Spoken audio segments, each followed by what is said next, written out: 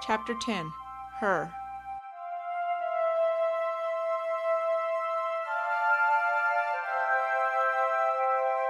Her eyes were a deep green, which one could fall into forever. Her hair was down to her mid-back in an auburn color. But none of these things were the thing that affected Taylor.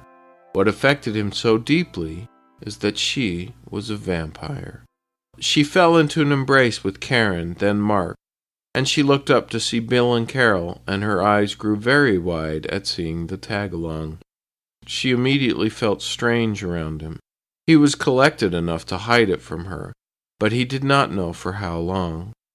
She was not fully turned. He could tell that she had never drunk blood. He remembered how hard it had been to resist his urges to kill. He immediately respected her for being able to resist the bloodlust. He remembered how it had set in. Once in a while, all he was able to think about was blood. Even now, the taste for it was never far from his memory. The longing still lingered in his thoughts.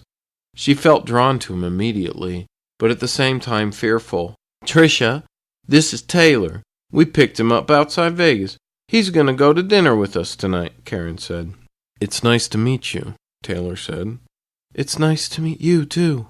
Well, please come in," Tricia replied, and she led them into her home. Although it was not richly done, the setting was comfortable. She offered drinks and served them. Taylor looked at some of the art on the walls and had to ask, "I'm not familiar with this artist. Who did these?" Taylor asked. "She did," Mark said. "Isn't she incredible?" He added, "Spoken like a true father," Tricia said, smiling. "He's not wrong. You have incredible talent," Taylor said. This sparked a conversation between the two. Tricia could tell from the conversation that Taylor knew his art very well. Karen nudged Mark and raised her eyebrows at the two. He smiled. Finally, her plan began to lay bare to him. He shook his head, knowing his daughter would not be swayed by her mother's scheming.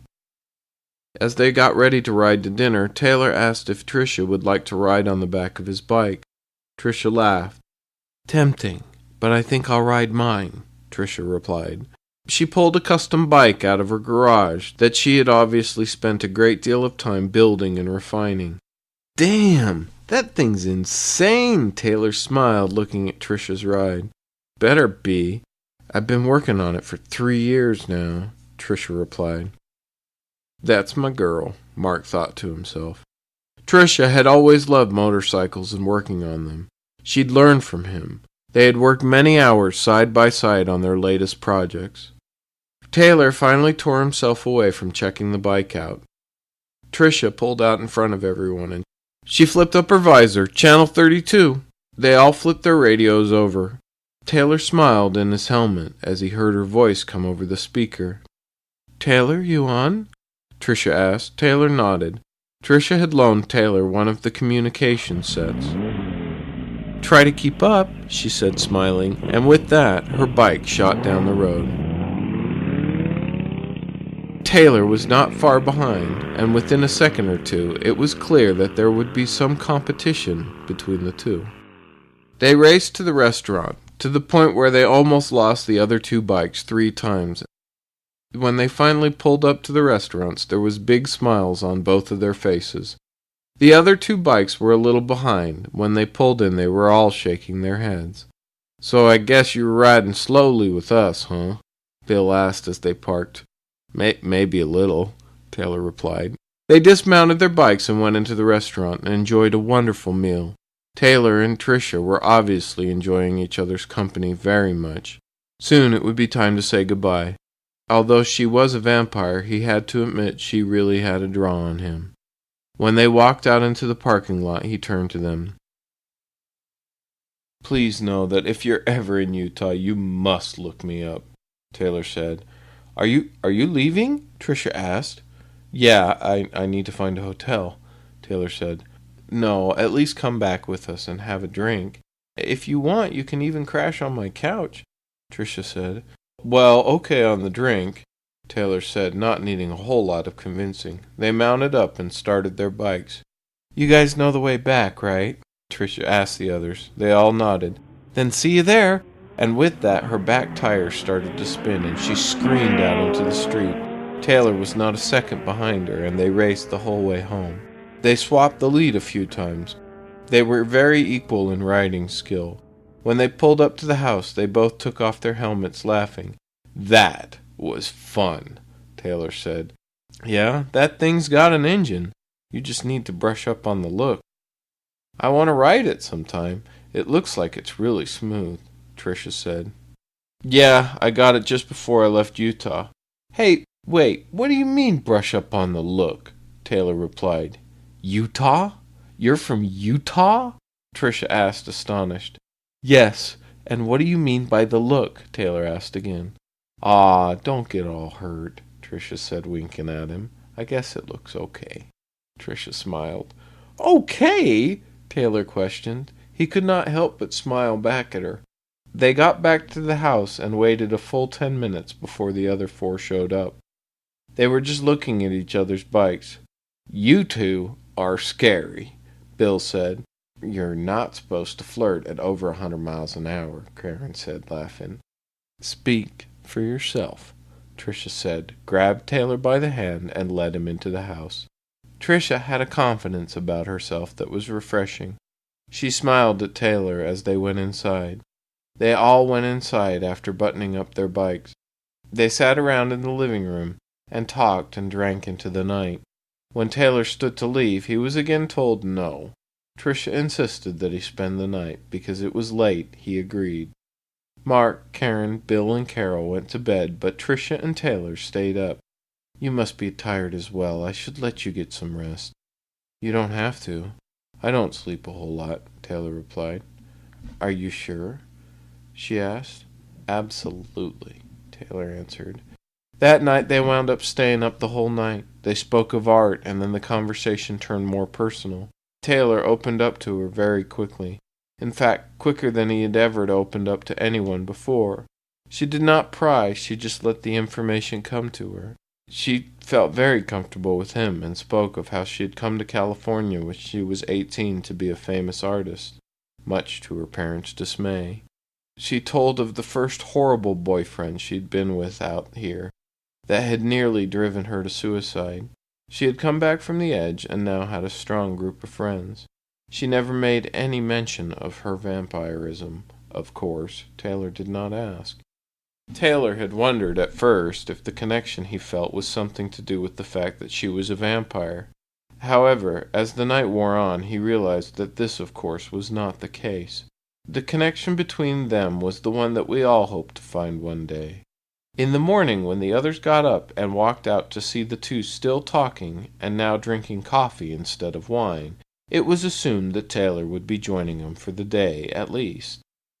They got ready for the day, and they all packed in Tricia's SUV to drive to a theme park.